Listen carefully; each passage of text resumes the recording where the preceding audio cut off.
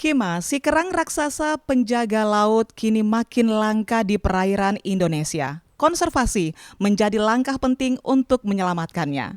Iya, kalau berbicara soal Kima mungkin masih asing di telinga kita, tapi tentu tidak untuk sosok yang berikut ini yang akan berbincang terkait penyelamatan dan juga konservasi Kima di Indonesia, khususnya di perairan Toli-Toli. Langsung saja sudah ada Pak Habib Najar Buduha, akrab disapa Habib. Benar sekali. Dan berikutnya juga ada Pak Basri.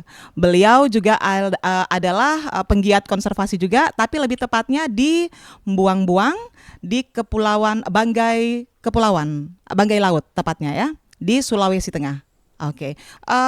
Kalau kita berbicara lebih jauh, mungkin lebih ke sosoknya Pak Habib dulu nih. Kita kalau ngomongin soal konservasi, ini tentu mungkin di luar sana merasa bahwa konservasi ini apa sih?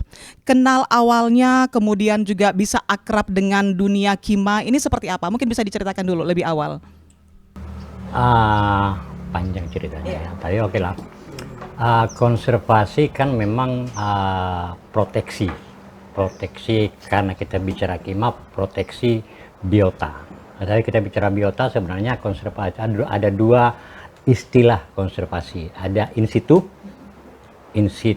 conservation dengan ex situ conservation. Nah, kalau in situ itu kawasannya di mana biota berada, kawasannya ini diproteksi. Nah, kalau ex situ biotanya dipindahkan ke kawasan yang terproteksi, gitu. Nah, kami di sini melakukan dua kegiatan itu. Kita ada dua lokasi di Toli-Toli sendiri di Kabupaten Konawe dan di Pulau Labengki Kabupaten Konawe Utara. Nah, Pak Habib, kalau ngomongin soal Kima, ini kenalnya emang sudah lahir di sini kah? Atau diperkenalkan oleh siapa? Atau mungkin memang sudah tinggal di sini dan akrab dengan Kima sendiri atau seperti apa sebetulnya awalnya? Kami kan memang anak pantai, jadi tempat ini Toli-Toli ini pesisir. Jadi ya biotanya salah satunya Kima. Ya sudah kenal dari kecil, ya, sudah sangat mengetahui dari kecil. Walaupun belum secara ilmiah ya, cuma segera tahu ini Kima, oh yang ini. Gitu. Walaupun pada akhirnya, oh Kima itu banyak sekali spesiesnya. Ya, paling tidak untuk di dunia ini kita ada 10 spesies di dunia. Di Indonesia kita masih beruntung masih ada 9. Kan di negara lain itu ada cuma tinggal 3, ada tinggal 5, ada 6 spesies. Indonesia masih termasuk beruntung. Tetapi itu untuk Indonesia Timur saja. Karena untuk Sumatera, Jawa dan Kalimantan, 2 spesies kita yang raksasa, super raksasa, gigas dengan derasta itu sudah punah. Tinggal di Indonesia Timur. Nah, mengetahui bahwa di Toli-Toli ini khususnya Kima itu sudah terancam punah, sebenarnya awal mulanya seperti apa? Waktu kecil, mandi-mandi di laut, Kima masih banyak. Nah, ketika tamat SMA, saya merantau, ceritanya merantau ke Sulawesi Selatan, kuliah dan bekerja di sana. 30 tahun kemudian, kembali, Kima sudah tidak ada.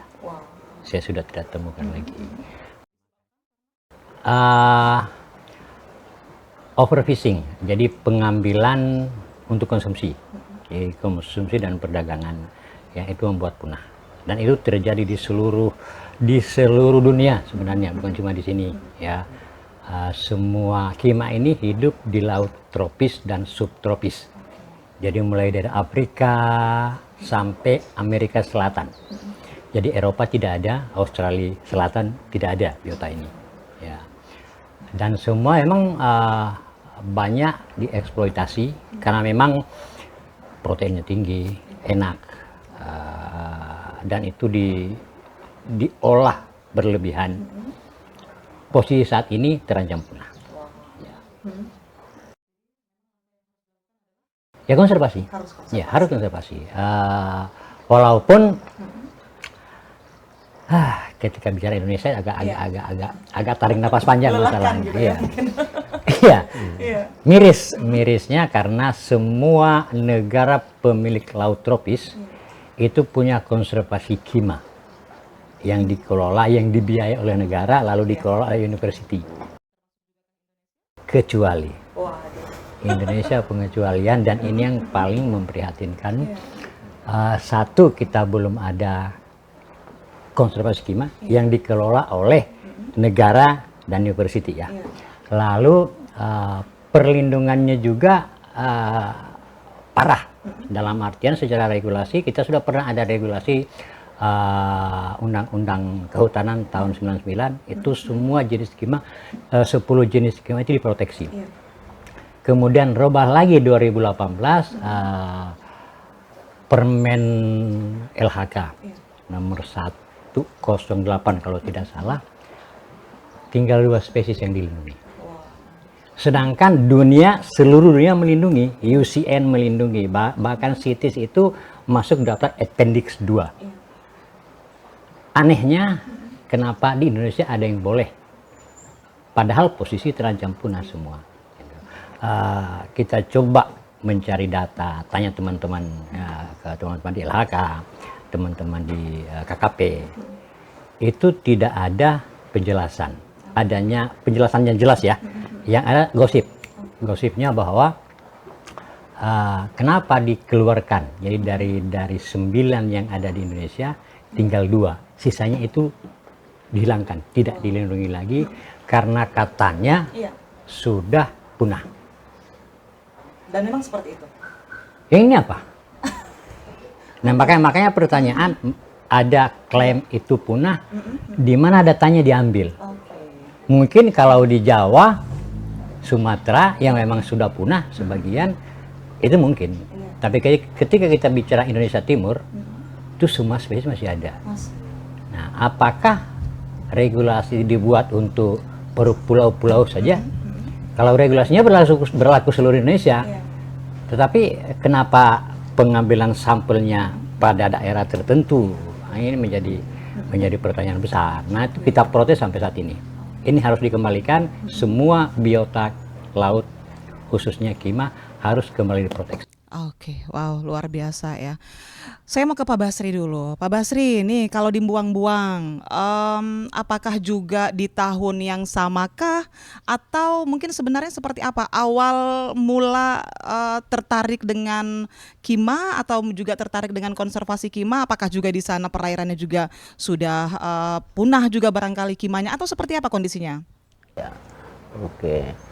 Kalau untuk wilayah kami di Desa Buang-Buang, pada dasarnya sebenarnya kimia masih banyak kita bisa menemukan di laut, di terumbu karang. Hanya memang setelah akhir-akhir ini dengan maraknya eksploitasi kimia untuk dikonsumsi maupun untuk dijual, pada saat ini kimia juga sudah semakin langka, dan alhamdulillah ternyata di masyarakat ternyata banyak sesungguhnya masyarakat yang pelihara kimia. Nah, oleh karena itu dengan melihat terinspirasi dengan teman-teman di Toli-Toli, khususnya di Sulawesi Tenggara, itu kami tertarik untuk mencoba melihat ternyata apa yang kami dapat informasi dari Toli-Toli, ternyata kimia itu merupakan pahlawan laut ya. Sehingganya coba kami mengajak teman-teman, ini sesungguhnya ya, terumbu karang kita itu ada ternyata pahlawannya di laut, ya, dalam ini kimia. Sehingganya alhamdulillah saat ini kita coba memberikan penyadaran edukasi kepada masyarakat untuk tidak mengkonsumsi lagi kimia. Justru ini bagaimana kita pelihara. Alhamdulillah yang Desa Buang-Buang saat ini sudah masuk sebagai salah satu desa wisata untuk Kabupaten Banggai Laut. Kita mencoba mengedukasi masyarakat, kemudian mengumpulkan kimia dari berbagai desa, kemudian di rep-rep kalau di sini orang bilang, ya. Puncak Gunung Laut. Ya, kita kumpulkan di tempat-tempat yang memang terumbu karangnya juga sudah mulai rusak, ya. Insya Allah dengan adanya kimia ini karang bisa kembali tumbuh. Benar. Oke, saya mau ke Pak Habib lagi nih.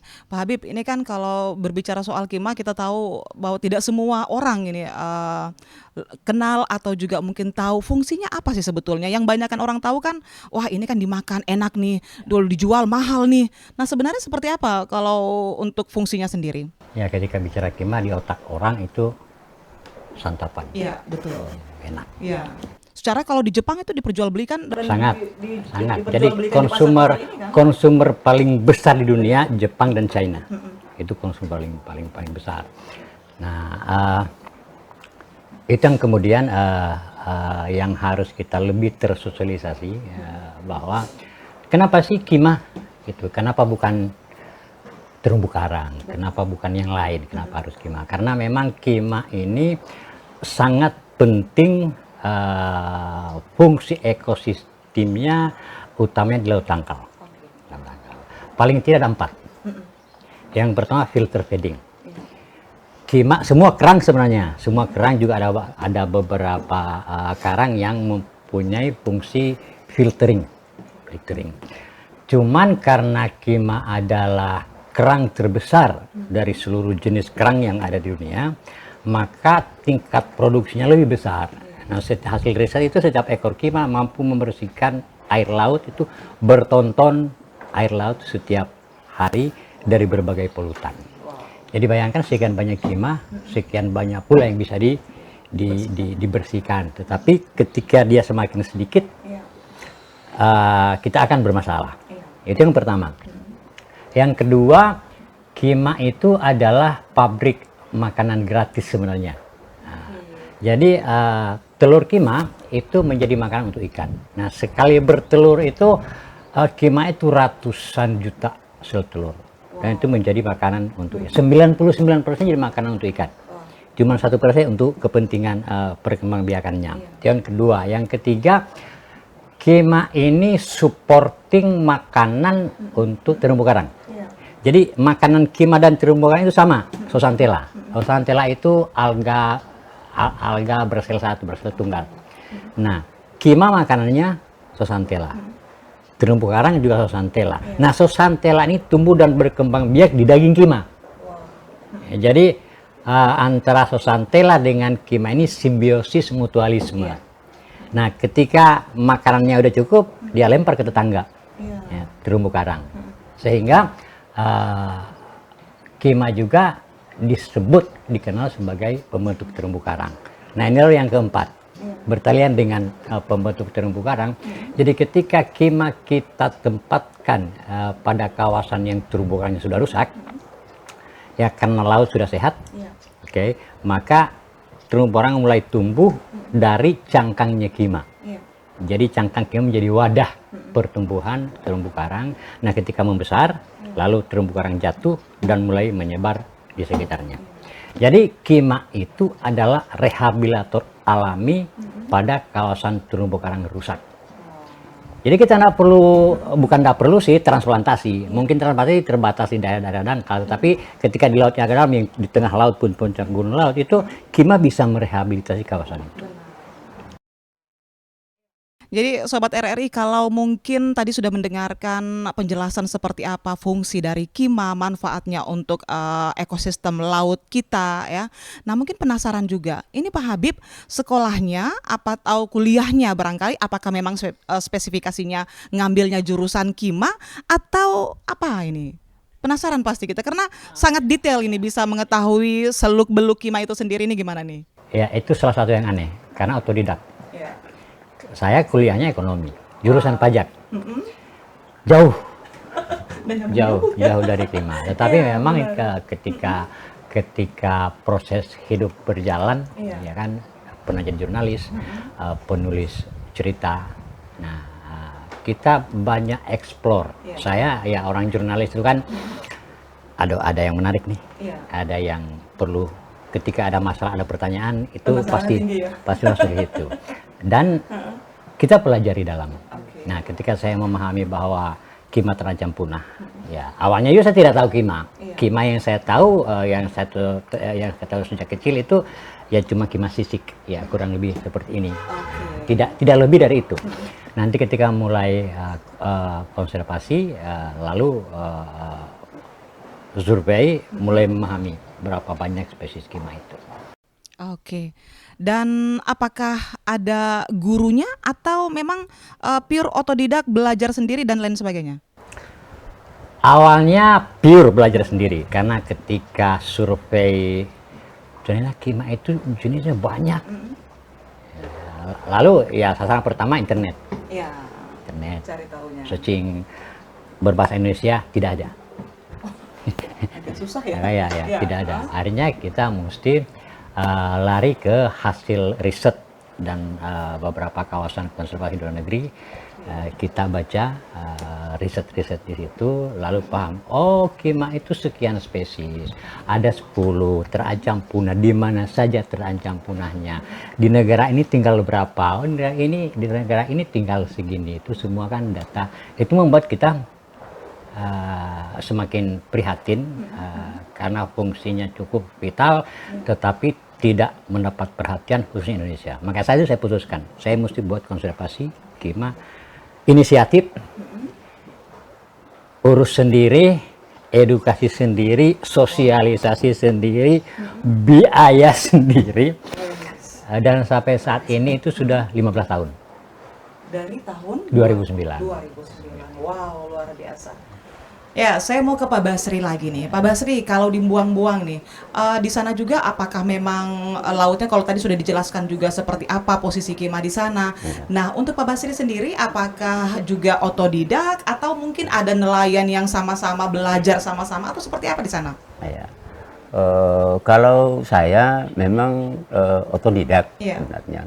Ya, jujur saya setelah mengikuti kebetulan dengan Pak Habib ini, saya berteman di FB, saya lihat postingannya karena saya anak nelayan, ya, sehingganya saya terinspirasi, kok bisa. Ya, pertemuan awal sebelumnya barangkali? Saya tidak pernah ketemu. Tidak pernah ketemu, cuma di media sosial saja. Di media sosial, ya.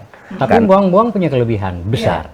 Ya. Karena di buang-buang itu yang spesies yang paling besar, gigas, karena bisa diangkat terlalu berat, itu kalau di kawasan Sulawesi Tenggara itu punah. Oke. Sekarang tinggal ada di kawasan beliau di Banggai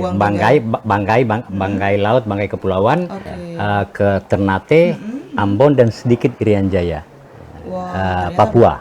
Ya, untuk bagian ke bawah ini sudah punah. Di NTT pun tinggal dirasa. Yang gigas itu sudah tidak ada. Makanya saya memang lebih banyak berkomunikasi dengan buang-buang, tolong dipertahankan itu karena spesies paling langka, paling terancam punah itu yang mereka adanya di mereka. Oke. Nah, Pak Basri, untuk mulai juga tahun 2009 juga kah atau mungkin baru sekarang atau bagaimana? Ya. Kalau kita di sini sudah beberapa tahun dari sejak di 2017 itu sudah mulai ada. Ya. Hanya saja memang persoalannya penggiat yang terjun di sini memang itu belum ada yang spesial, ya. Tetapi setelah mengikuti terus, saya semakin tertarik, dapat bimbingan terus, saya komunikasi dengan Pak Habib. Alhamdulillah kita mulai pelan-pelan sampai hari ini, alhamdulillah sudah cukup banyak kima-kima yang kita sudah deteksi di daerah kepulauan, di pulau-pulau kecil yang sudah punya yang mereka pelihara. Kita coba data, nanti insya Allah saatnya nanti kita komunikasikan bagaimana caranya supaya kita kondisikan di satu tempat, di satu titik mana yang paling ideal untuk kita lakukan konservasi secara besar-besaran. Keren sih ya, buang-buang ini keren ya kalau bisa dibilang seperti itu. Nah, Pak Habib, nih memang salah satu Bangga itu punya kelebihan yang banyak. Pulaunya banyak, ekosistem masih relatif bagus. Ya walaupun marak pengawalan pemilihan, tetapi secara general itu potensinya masih besar. Jadi memang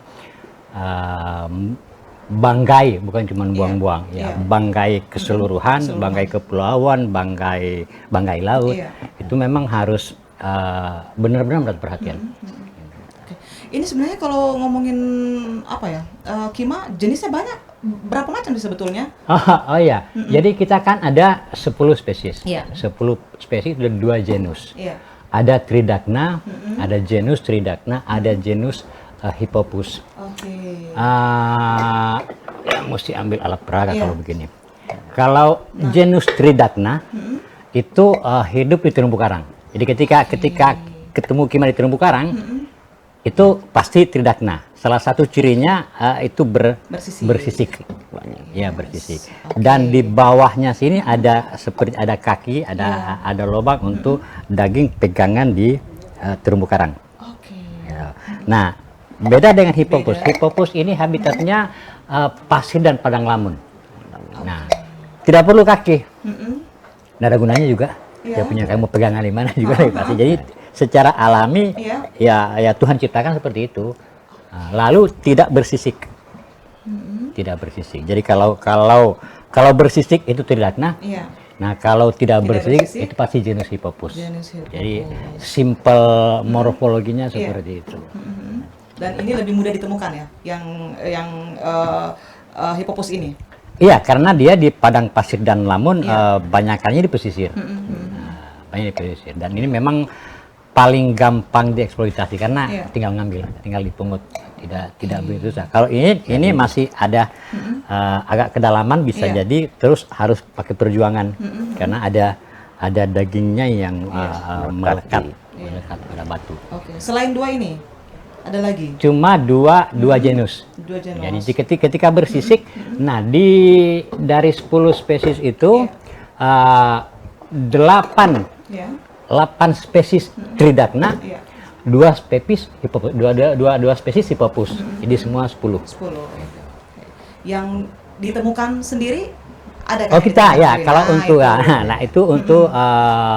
itu untuk Indonesia. Ya. Jadi alhamdulillah kita sekarang Indonesia sudah punya spesies baru. Kebetulan spesiesnya super raksasa. Ya. Jadi besaran entah kalau bisa diangkat ya sampai. Saya coba angkat ya. Oke. Saya boleh, coba boleh. saya coba angkat yang Ini kayak berat ya, besar ya, cukup besar sih kayaknya. Nah itu dia. Ini yang raksasa ya? ini super raksasa. Dari 10 spesies. Iya. Dari 10 spesies ada 4 yang super raksasa. Super raksasa itu yang ukurannya 50 cm ke atas. Ada gigas. Iya. Yang paling besar gigas. Gigas cangkang terbesar itu 1 meter 37 cm. Nah, kalau ini 70 cm. Nah, menjadi ini kimaboe. Oke. Kimaboe ini adalah dari bahasa Bajo. Iya. Orang Bajo menyebut kima ini kimaboe. Nah, lalu nama itu kami gunakan sebagai nama spesies. Oke. Jadi kami saja pakai nama Habib. Kimaboe Habib gitu. Nah, memang sengaja saya peruntukkan penemuan ini untuk saudara-saudara kita yang Bajo. Ini ditemukan tahun berapa nih, Bib? Temukannya sebenarnya 2010 sudah ketemu, tetapi ketika belum ngeh ini spesies baru. Oke. Jadi ketika tahun 2011 saya coba merelokasi beberapa dan ini manja sekali. Jadi ini kan Ada manja juga ya? Iya, juga yang manja juga ini tipis sekali. Jadi Saya kira cuma orang manja ya. Legimen selnya ini tipis sekali. Oke. Makanya ketika disimpan di atas bot harus dengan hati-hati. Ketika diturunkan di lokasi yang ada kembang itu harus diantar. Iya. Tidak bisa dibuang. Kalau yang lain bisa kita buang-buang gitu. Nah, itu dia. Ini tidak bisa dibuang. Ketika retak ini akan mati. Itu salah satu. Nah, ketika melihat ini kok agak aneh. Iya. Lalu penamaan. Iya. Penamaan karena kimaboe itu yang paling pas. Memang kimaboe itu kima air. Dan salah satu spesifikasi spesies ini, jadi walaupun dagingnya itu besar, bayangin kalau ada tanda sebesar ini, tetapi ketika diambil mau dikonsumsi, maka akan mengeluarkan air kurang lebih 90%, tinggal seupil gini. Makanya disebutnya kima air. Kimaboe. Bahasa Bajo. Kima itu kima, boe itu orang Bajo itu artinya air. Iya. Itu kima air. Wow. Nah, Bib tadi sempat menyinggung soal bagaimana proses relokasi. Ini kan juga tentu bukan hal yang mudah.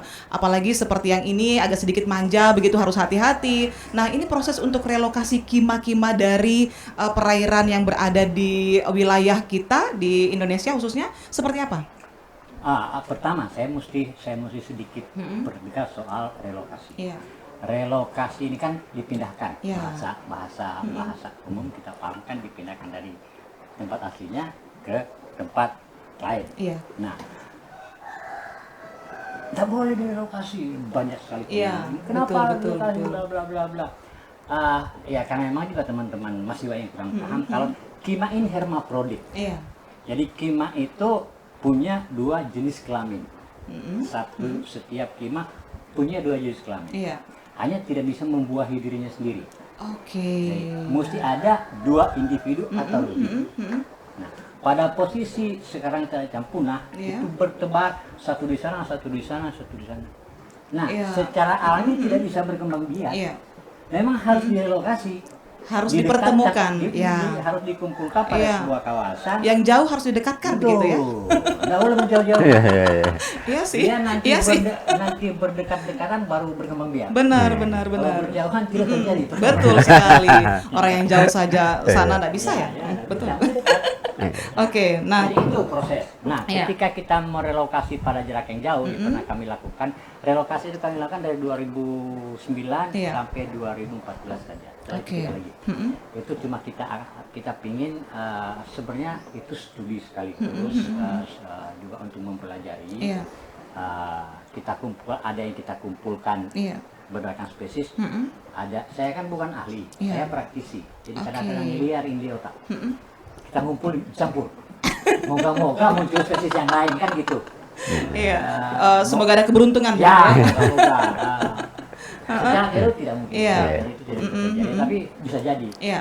Ya, kita uji saja. Oke. Nah, Nah, ketika proses relokasi itu harusnya itu fasilitas yang digunakan Iya. itu adalah kapal yang di dalam kapal itu ada bak ya berisi air dan harus sirkulasi 24 jam. seharusnya. Seharusnya itu Ya. itu standarnya. Tetapi kami kan ya udah duit sendiri, modal sendiri, nyari sendiri, kapalnya kapal yang tadi Curhat ya. tidak ada bak seperti itu, udah sanggup Oke, bayarnya, oke. duitnya nggak cukup untuk itu. Iya. Akhirnya emang dinaikkan kering. Iya. Itu merupakan uji coba. Ya ternyata diukur itu kima cuma boleh maksimal ada di atas perairan itu Iya. 3 jam. Wah. 3 jam. Lebih dari itu? Bermasalah. Oke. Jadi kita kembali tempatkan dia loyo. Iya. Kelihatan di atas, dari atas tuh kelihatan udah mulai loyo-loyo gitu. Nah kita Menyebabkan mati tuh, Bib? bisa mati. Oke. Bisa mati. Nah ketika merelokasi dari titik A ke titik B, ini harus dihitung 3 jam ini. Wah. Karena 3 jam harus kita mencari tempat tangkal. Nah kalau laut lepas itu kita cari puncak gunung laut, Iya. jadi turunkan ke situ. Ya. Nunggu 2 jam, Oke. rata-rata sudah kembali segar, Iya. angkut lagi. Sudah ketemu air lagi kan? Jalan lagi. Oke. Jalan lagi, tiap Jalan jam, lagi. turun lagi. Ya begitu sampai tiba di tujuan. Proses berapa lama tuh, Bib? Wih, Berhari-hari? kalau kan pernah tahun 2010 Iya. ya, tempat, tapi tidak sampai tempat jauh. Bagian selatannya Banggai. Iya. Itu 4 hari kalau perjalanan dari sini ke Dari Toli-Toli, itu 2 hari 1 malam, pulangnya 4 hari. Pulangnya 4 hari karena sudah bersama dengan Harus itu. mutar ya kan, Iya, harus iya. mutar dari lokasi. Ya itu nuansanya lah memang. Iya. Nuansanya kerja seperti Konservasi. itu, ya. Nah, kalau sudah menyinggung soal nuansa kerja, kemudian juga tadi ada yang berhari-hari, lalu juga kapalnya ndak muat, harus baknya yang besar, tapi karena dananya atau anggarannya tidak ada. Nah, ngomongin soal anggaran, ini apakah ada dari pemerintah kah, atau mungkin tidak ada kah, atau bagaimana? Oh, saya mau ke Pak Basri dulu deh. Pak Basri, kalau di sana mungkin ya, di Buang-Buang juga, apakah memang juga sudah ada bantuan dari pemerintah ketika melakukan konservasi bersama nelayan yang lain, atau juga seperti apa? Ya kalau sampai saat ini benar-benar itu adalah upaya masyarakat. Upaya Ya, masyarakat. Karena kita sudah mulai memberikan penyadaran pemahaman masyarakat dan masyarakat mulai sadar. Iya. Dengan kesadaran mereka lah berbuat. Kita ajak untuk kumpul kima secara individu, mereka keluar memancing, ya pulang ada bawa 1-2 ekor, ya sudah disimpan Diserahkan. dulu ya. Oke. Jadi alhamdulillah itu tumbuh untuk dengan pemerintah sendiri. sendiri belum? Belum sampai turun untuk masalah kima ini. Oke. Nah, Pak Habib nih, kalau sudah ngomongin soal ini gimana ya? Agak-agak susah ini tarik napasnya ya. Ini gimana nih? Iya, emang belum. Ya. Memang ya, Dari 2009 tuh, Bib. Dari mulai awal. ya belum. Memang ya faktanya seperti itu. Oke. Kita belum ada atensi. Ya mudah-mudahan setelah waktu berjalan. Iya. Kita memang pemerintah bukan cuma pemerintah, ilmuwan juga. Kurang tahu kenapa mereka tidak ya bukan tidak tertarik, Iya. tapi dari sisi regulasi semangatnya pernah ada. Jadi dulu pernah ada rencana aksi nasional Iya. konservasi kimia di Indonesia. Itu tahun 2016 ke 2020. Iya. Target minimal, ya, target minimal run itu Iya. adalah minimal ada satu kawasan konservasi kimia di Indonesia. Ya alhamdulillahnya sampai berakhir 2020. 2020 Iya 2020 sudah ada. dari, Oh, belum. Saya pikir sudah ada. Belum ya. jadi saya pun Waduh. alhamdulillah kami pun akhirnya riset spesies baru kita ini total dia sendiri. Iya. Jadi saya harus kontak, awalnya saya pikir LIPI mau support. Iya. Pada akhirnya no respon. No respon. No respon. Dan akhirnya saya minta bantuan ke Australia. Oke. Queensland University, bukan Queensland University-nya, Iya. pribadi Prof. John Lucas. Prof. John Lucas. Kebetulan beliau kan guru besarnya. Iya. Untuk spesies kima. Guru besar kelautan di Queensland University. Kebetulan beliau itu adalah penemu Oke. Tihoroa. Tihoroa itu satu spesies yang mirip dengan Kimaboe. Kimaboe. Itu di Fiji dan Tonga di Samudra Pasifik. Wah. Maka berkomunikasilah. Ya, jadi beliau panjang ngontaknya. Saya dulu kan setelah mentok di LIPI, Iya. saya mesti nyari dan kemana lagi. Saya ingat dulu pernah tahun 70-an pernah ada kerjasama antara John Hopkins Iya. University dengan Unhas. Oke. Budidayanya. Budidayanya. Ya. Nah, saya kontak pimpinan proyeknya, Prof. Richard. Nah, Prof. Richard kebetulan Prof. Richard ini Indonesia sekali karena istrinya Ambon. Oh. Ambon. Jadi agak masuk nih kalau ngobrol kayaknya ya. Enggak, semangat beliau Iya. apalagi memang ahli kimia juga. Iya. Ada dia merasa Indonesia. Benar. Jadi wah ini spesies baru. Tetapi beliau masih ada suhunya Iya. senior beliau, Prof. John Lucas. Nah, beliau oper ke Prof. Nanti Iya. saya kemudian lanjut berkomunikasi dengan Prof. Oke. Dapat pencerahan lah dari beliau. Ya. Penjelasan dan Ini lain buku, sebagainya. teknik di tutorial, Iya. cara ngukur berat, ngukur panjang, ambil dari tes DNA. Iya. dan segala macam. Berarti bisa dibilang Prof. John Lucas ini gurunya dari Pak ya, Habib. saya banyak belajar lebih teknis. Oke. Ya, saya mau ke Pak Basri kembali nih. Pak Basri, tanggapan masyarakat di sekitar buang-buang waktu Pak Basri mulai awal melakukan konservasi, ada yang langsung menerimkah atau mungkin ada yang ini bikin apa sih ini? Nah, ada yang menolak juga barangkali atau bagaimana tanggapannya masyarakat di sana? Iya. Khususnya nelayan mungkin ya? Iya, kalau berbicara dengan masyarakat memang pada saat kita menyampaikan tentang pentingnya menjaga kimia, waduh pada rata-ratanya 100% ketawa. Iya, persoalannya mereka yang setiap hari mereka konsumsi. Iya, benar. Apalagi pada saat itu harga kenari kimia itu lagi tinggi-tingginya harganya. Waduh. Nah, aduh saya bilang kalau ini dibiarkan Iya. tanpa kita lakukan satu gerakan ini celaka ini. Iya, bisa habis ini Bisa habis kimia. punah. Kita coba memberikan, kebetulan ada teman, coba saya komunikasi. Alhamdulillah pelan-pelan. Iya ya, saya perlihatkan apa yang dikirim dari sama Pak Habib di FB. Iya. Oh, iya. Mulai dari pelan-pelan 1-2 orang saya panggil, kita komunikasi dulu, ya. Setelah itu mereka mulai bertanya, betul ya. Saya bilang, ya ini kalau kita lakukan seperti ini, nanti anak cucu kita nanti di belakang akan menikmati. Jadi saya memang bilang, harus dikasih lihat fakta dulu. iya. Gitu. Jadi karena memang sudah ada contoh yang dari Toli-Toli itu, nah ini yang kita jadikan momen untuk memperlihatkan ini sudah dilaksanakan. Kenapa kita tidak bisa? Benar. Iya. Oke. Nah, Bib, ini kalau dari 2009 kan, tadi kalau apa yang disampaikan Pak Basri juga bagaimana susahnya menyampaikan atau mengajak orang-orang di sekitar sana. Ini pasti saya yakin Pak Habib lebih susah lagi. Ada pernah kata menyerah tidak? Atau mungkin proses perjalanan dari 2009 sampai sekarang pastinya adalah sedikit, waduh kayaknya udah deh capek nih.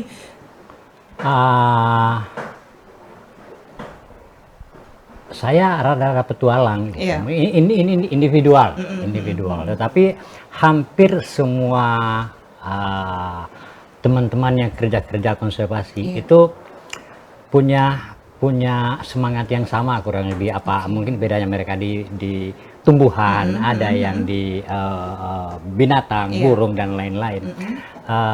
Problemnya sama, ya. Tetapi dalam artian harus berjuang walaupun tidak imbang. Hanya memang untuk Kima ini kan memang hampir kalau tidak salah kami yang pertama melakukan. Sehingga bagi orang lain itu apa? Iya. Nah, kayak sia-sia begitu ya. Iya, Ngapain ini ngumpul-ngumpulin satu-satu? ngumpul-ngumpulin Kima itu buat apa? Nah, bagi orang banyak asumsi bahwa oh ini mungkin dipelihara. Ya. Lalu suatu saat besar dijual. Nah, kan begitu logikanya. Ambil dagingnya makan. Ya, itu awalnya. Seperti itu. Enggak, ini untuk alam. Loh, duitnya sudah dipakai untuk membiayai semua. Kapan kembalinya? Enggak kembali. Nah, tuh. Loh, kok bisa begitu? Ya harus begitu. Harus begitu. Memang ya karena memang bergerak di bidang konservasi, kita harus tidak waras. Oke. Ya, waras kan kita melakukan sesuatu, kita pingin ada duitnya kembali dong. Betul. Gitu. Ini kapan nih ditunggu ya. Nah, sedangkan untuk urusan konservasi itu tidak ada itu.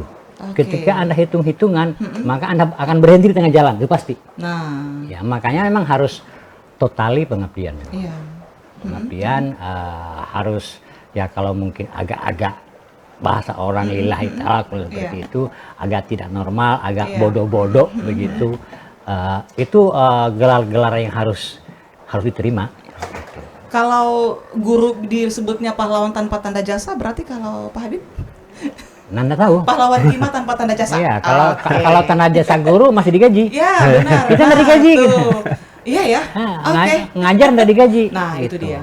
Belajar sendiri, semua sendiri. Tapi kita jangan melihat seperti itu. Bahwa kita ini hidup bukan cuma sekedar lahir dan mati. Kita punya tugas. Kita adalah khalifah kurang lebih. Jadi kita punya tugas untuk kalau ada yang rusak di bumi ini, kita harus memperbaiki, itu wajib, itu salah satu ibadah, dan jangan takut untuk melakukan itu. Ya, mungkin kali-kali kalkulator bingung.